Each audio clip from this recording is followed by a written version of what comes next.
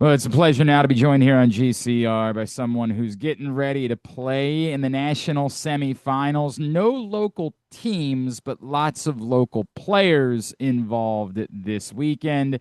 And one of them back in the Final Four for a second straight year. He is the pride of Loyola Blakefield. He's Billy Dwan, and he's with us now here on GCR from Syracuse. Billy, it's Glenn. It's great to chat with you again, man. Thank you for taking the time for us. Yeah, thank you for having me. Happy to be here. Hey man, that was a gutty performance on. I think where did that come from for you guys? I heard you talking afterwards about how maybe in past years that might not have been one that you guys would have won. Like, what's different about this year's team that you guys were able to get that done against Carolina? Yeah, I think Carolina's a great team. They had a great season, and obviously they got the best of us twice. So I think looking at us, and we knew that we had to do something differently if we wanted to take it to them that time. And I think going into the fourth quarter, I think we were up by one, and we were pretty much in the same exact position that we were in the ACC semifinals. So we knew we had to do more, especially in the fourth quarter. So I think we just dug in, stuck together, battled with each other, and I think we just ultimately really wanted to have another week of practice with the boys. So It can't hurt when you're laying out and keeping balls in that maybe had no business staying in the playing field. Can you tell me about, like, as a senior now, what's going through your mind, and as you're diving, like, making a play like that, and how important it was and where it came from to say, I've got to do this. yeah, I mean, I think for us at least, just knowing our culture and everything that we've built over the past 4 years, like going out, the right way, and that doesn't necessarily mean wins, losses, and necessarily how you play the game, and like what the younger guys kind of look at when they think of you, in years in the future. So for me, I'll kind of put my body on the line, throw it all out there, kind of just to hopefully just have a chance to make a play for my team. And man, it looked really cool. It looked really cool on top of everything else. Billy, this team, right? Like, there's been a lot of expectations around this team, and you guys are number one, and you mentioned some of the slip ups that you've had. What is it taken to sort of gather everybody back together and say, we have a goal? We're supposed to be here to win a national championship. What is it taken to get back to this place? I mean, it's taken a lot. I think going back to we were in the kind of the same position last year and didn't end it exactly how we wanted to end it. So I think for us, we knew it would take more to not only get back, but hopefully change things up and be different this time. So, but I think for us, I think we're in the lacrosse where we get a lot of spotlight and sometimes negativity from the media, from the fans, from the lacrosse community. I think for us, we just stick together and we know what we have here, and I think it's super special. And for us, I think when people are always against us, like we're going to battle for each other, we're going to stick it out for each other. Billy Dwan is with us. He's getting ready for Syracuse, the national semifinals this Saturday. I wonder, based on you bringing up what had happened against Carolina, the two times you played them. I think everybody knows it didn't go well for you guys when you played Notre Dame. Um, in getting a rematch opportunity, like, what do you learn from how you were able to bounce back against Carolina, and what that might mean for getting another opportunity against Notre Dame on Saturday? Yeah, I think I mean looking at Notre Dame, they're a great team. So I think for us just having an opportunity to play against them is pretty big, and you kind of get to know like what they're like. You get to watch it on film obviously beforehand, but you get to know like what they like to do, what they don't like to do. Kind of when you play against them for like live for real. So hopefully we use some of that experience and some of the things that we kind of need to correct and do it this time for real. So I mean, does it feel? Does it help you that you guys did this? Like, have you talked about, hey, this is we can prove that we can get them? Does that help having just done this against Carolina? yeah, I mean I think it's a new week. I think like I watched the game back Sunday. I think it was a great game, but I watched it back Sunday, then flushed it. I don't think anybody's really thought about it since. So new week, new team. I don't think anybody's really focused on like, oh, just because we did it versus Carolina means it's going to happen versus Notre Dame. So like we got to practice this week like the team that's going to beat Notre Dame, not like the team that's beat Carolina. Tell me about, and I know you guys have been together a few years. When my guy Wyatt Hoddle showed up, and Loyola guy, Calvert Hall guy, did you have to have like a, I don't know, like maybe shove him in the locker or something like that to establish dominance? Yeah. And what has he meant? Like, the way that he and Joey have sort of paired together has really been kind of special to see. What has he meant to your guys' program? Yeah, he's been awesome. I think he's been super flexible since he stepped foot on campus. He's came in his freshman year. He played D midi.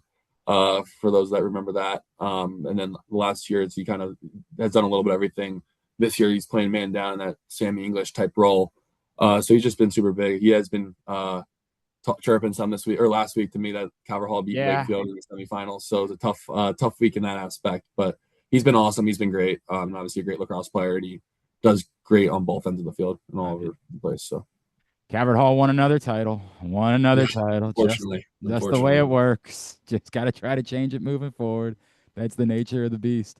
It's funny we talk about like the local part of this. Obviously, you got great news in being drafted by the Whipsnakes, and I know that's not like local every week, but perhaps the first opportunity will be local here at Loyola. But what did that mean to you to get that chance? And obviously, the fact that you get to do it with Joey has got to be really cool too, right?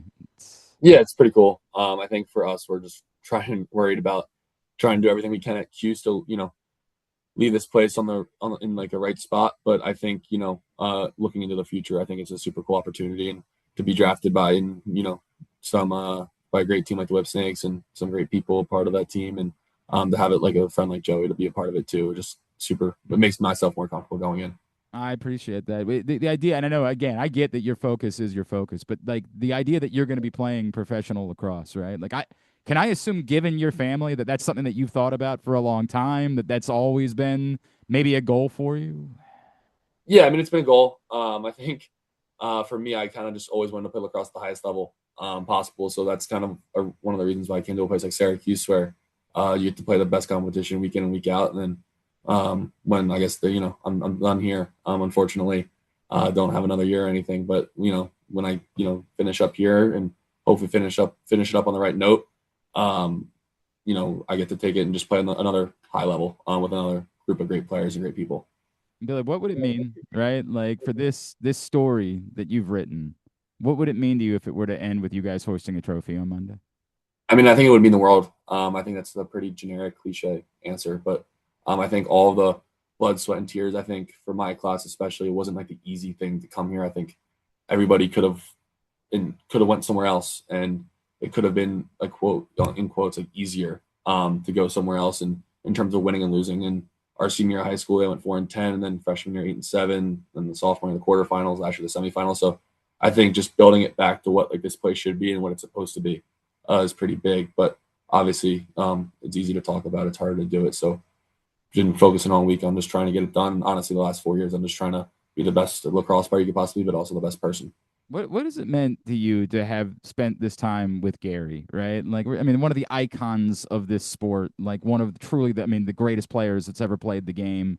I don't know that a lot of people knew what he was going to be able to do as a coach. Obviously, it's worked out quite well for you guys, but what has it meant to you to spend these 4 seasons learning and being around, one of the greatest players to ever pick up a stick?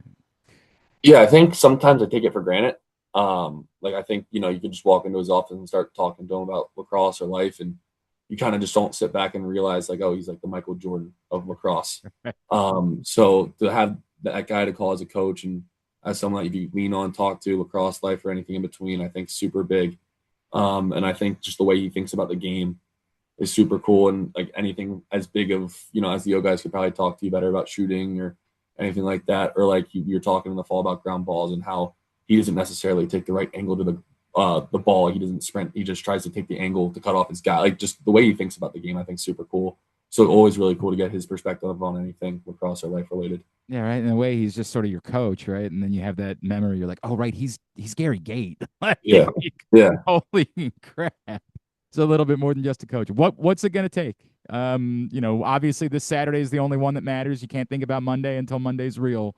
But like, what is it going to take for you guys to be celebrating and ending this drought and returning Syracuse to a place of being national champion? I mean, I think it takes everybody. It takes, all the guys on the field obviously doing their job, doing their roles, the guys on the bench hooting and hollering and, being great teammates there, telling us what they kind of see on the field, which they do a great job of, to, the coaching staff being on point, to, John Stark next to me doing his job. I think it's just going to take everybody. So for us, it's going to, empty the tank. There's really been talking about it, so far this week. Like this is yesterday was the last Monday practice. Today is the last Tuesday practice. Like we can't extend our time anymore. So there's nothing really to wait for. Just empty the tank. We can rest after the season's over. And is there anything that you learned from going through it last year, where like the emotions of a really difficult quarterfinal win and maybe what that meant when you got to the semifinals? Is there anything that maybe you guys do differently having gone through that last year coming into this year? I think you just learn about the experience playing in an environment like that's a pretty cool experience, and you don't get that too often in our sport. So just to play like that, a nice experience like that in a stadium like that, hopefully helps us out this year.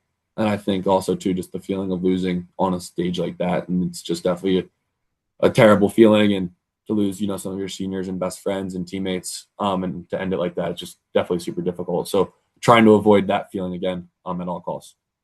He is the pride of Blakefield, and he's getting ready for a national semifinal Saturday against Notre Dame. Billy Dwan from Syracuse. Billy, tell John Stark he needs to do a better job. Obviously, it's mostly going to fall on him to make sure you Yeah, guys win the title this weekend. yeah, Always we'll do. appreciate you taking the time for us, and look forward to seeing you more as we get towards the summer. Appreciate you hopping on. Awesome. Thank you. Thank you for having me.